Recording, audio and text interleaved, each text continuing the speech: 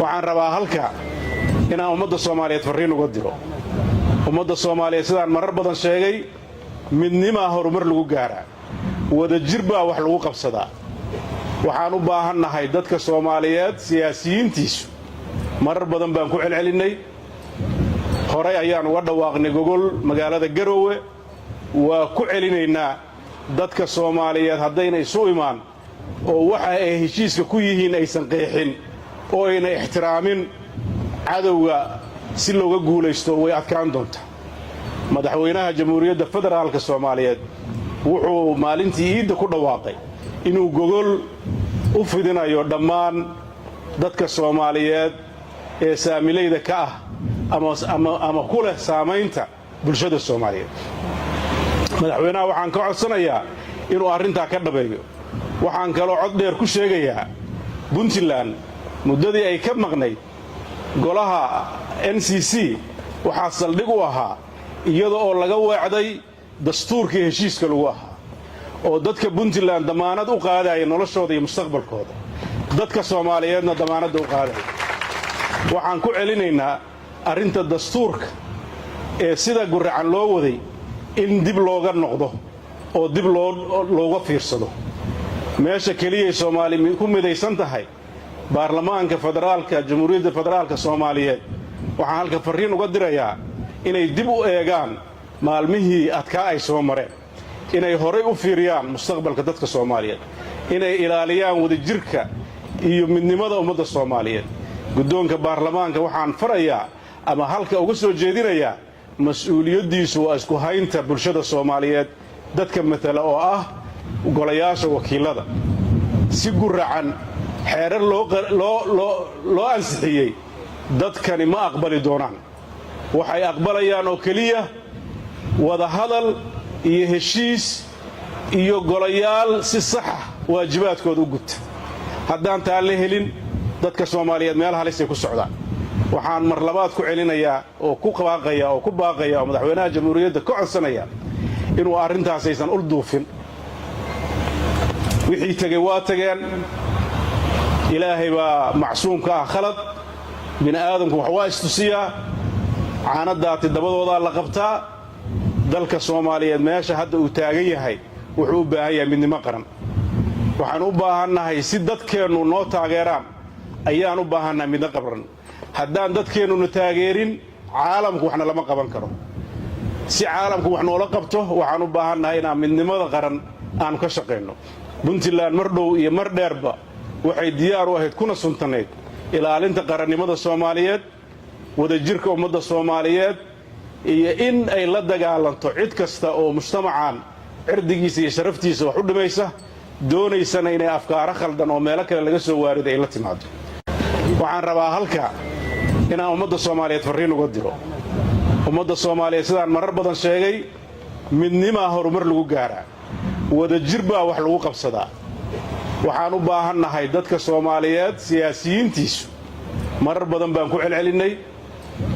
horay ayaan uga dhawaaqnay gogol magaalada Garowe, waa ku celinaynaa dadka Soomaaliyeed haddayna isu imaan oo waxa ay heshiiska ku yihiin aysan qeexin oo ayna ixtiraamin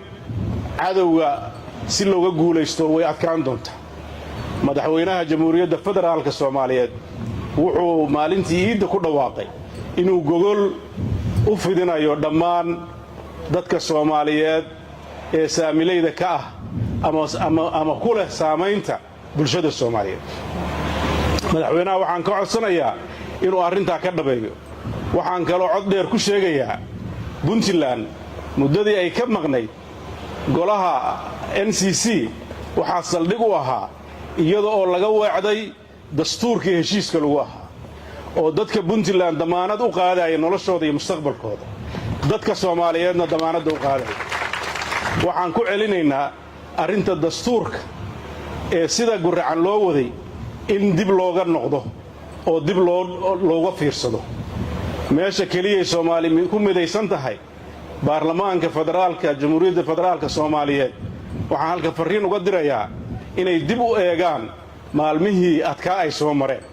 inay horay u fiiriyaan mustaqbalka dadka Soomaaliyeed, inay ilaaliyaan wadajirka iyo midnimada ummadda Soomaaliyeed. guddoonka baarlamaanka waxaan farayaa ama halka uga soo jeedinayaa mas-uuliyaddiisu waa isku haynta bulshada soomaaliyeed dadka matala oo ah golayaasha wakiilada si guracan xeerar loo ansixiyey dadkani ma aqbali doonaan waxay aqbalayaan oo keliya wadahadal iyo heshiis iyo golayaal si saxa waajibaadkooda u guta haddaan taa la helin dadka soomaaliyeed meel halisay ku socdaan waxaan mar labaad ku celinayaa oo ku baaqaya oo madaxweynaha jamhuuriyadda ka codsanaya inuu arrintaas aysan ul duufin wixii tegey waa tageen ilaahay baa macsuumka ah khalad bini aadamku wax waa istusiyaa caanadaati dabadoodaa la qabtaa dalka soomaaliyeed meesha hadda uu taagan yahay wuxuu u baahan yahay midnimo qaran waxaan u baahannahay si dadkeennu noo taageeraan ayaan u baahannahay midno qaran haddaan dadkeennuna taageerin caalamku waxna lama qaban karo si caalamku wax noola qabto waxaan u baahannahay inaan midnimada qaran aanu ka shaqayno puntland mar dhow iyo mar dheerba waxay diyaar u ahayd kuna suntanayd ilaalinta qarannimada soomaaliyeed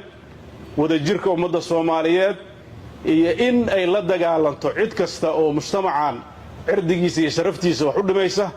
doonaysana inay afkaaro khaldan oo meelo kale laga soo waariday ay la timaado waxaan rabaa halka inaan ummadda soomaaliyeed farriin uga diro ummadda soomaaliyeed sidaan marar badan sheegay midnimaa horumar lagu gaaraa wadajir baa wax lagu qabsadaa waxaan u baahannahay dadka soomaaliyeed siyaasiyiintiisu marar badan baan ku celcelinnay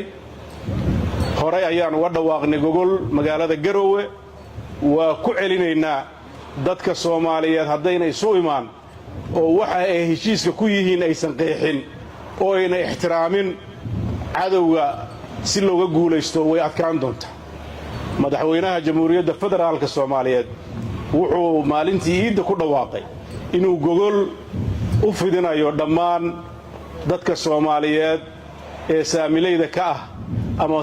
ama ku leh saamaynta bulshada soomaaliyeed madaxweynaha waxaan ka codsanayaa inuu arrintaa ka dhabeeyo waxaan kaloo cod dheer ku sheegayaa puntland muddadii ay ka maqnayd golaha NCC waxaa saldhig u ahaa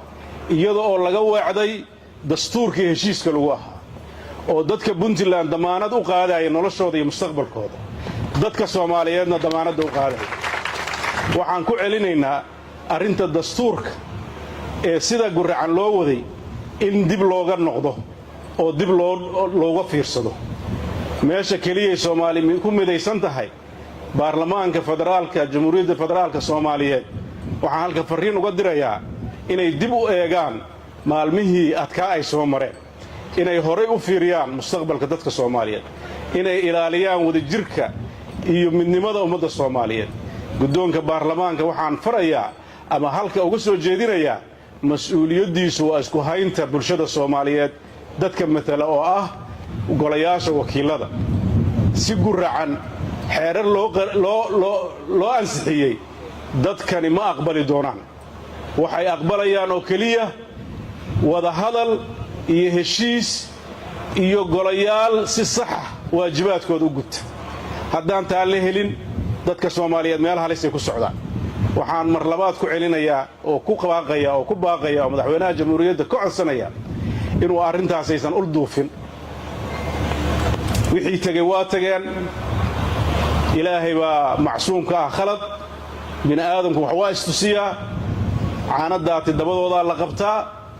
dalka soomaaliyeed meesha hadda uu taagan yahay wuxuu u baahan yahay midnimo qaran waxaan u baahannahay si dadkeennu noo taageeraan ayaan u baahannahay midno qaran haddaan dadkeennuna taageerin caalamku waxna lama qaban karo si caalamku wax noola qabto waxaan u baahannahay inaan midnimada qaran aanu ka shaqayno puntland mar dhow iyo mar dheerba waxay diyaar u ahayd kuna suntanayd ilaalinta qarannimada soomaaliyeed wadajirka ummadda soomaaliyeed iyo in ay la dagaalanto cid kasta oo mujtamacan cirdigiisa iyo sharaftiisa wax u dhimaysa doonaysana inay afkaaro khaldan oo meelo kale laga soo waariday ay la timaado